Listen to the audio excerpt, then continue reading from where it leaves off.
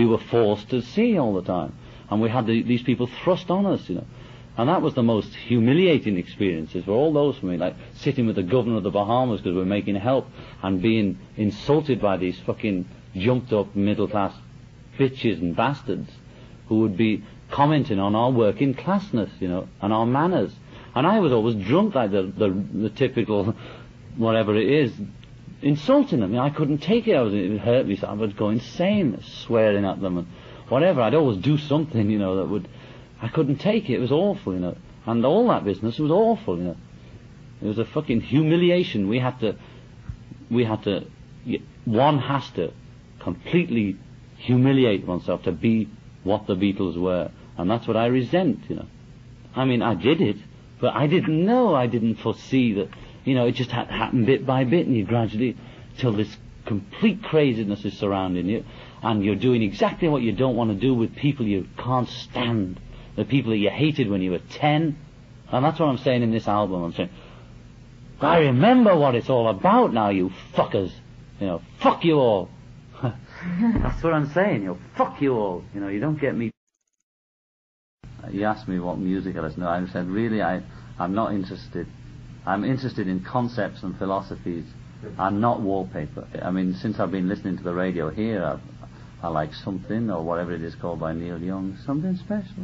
And Something by Elton John, you know, a song by him, and a few things I've heard, but I didn't find out who they were, you know, on FM.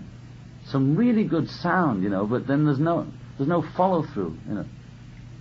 You know, there'll be a section of fantastic sound come over the radio, and then you wait for the conclusion or the concept or something to finish it off, and then nothing happens.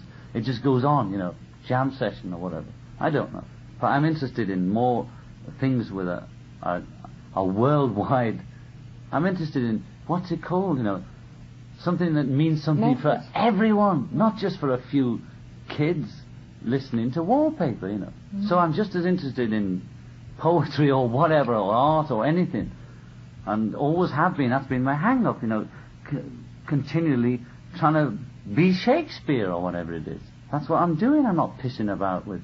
You know, I consider I'm up against them. I'm not competing myself against Elvis or multiple artists, whatever. You know, I'm in the game of all those things, you know, of concept and philosophy and ways of life and whole movements in history. I'm not interested in good guitarists, just like Van Gogh was or any other of those fucking people. They're no more nor less than I am, or Yoko is. They're no more nor less. They were just living those days.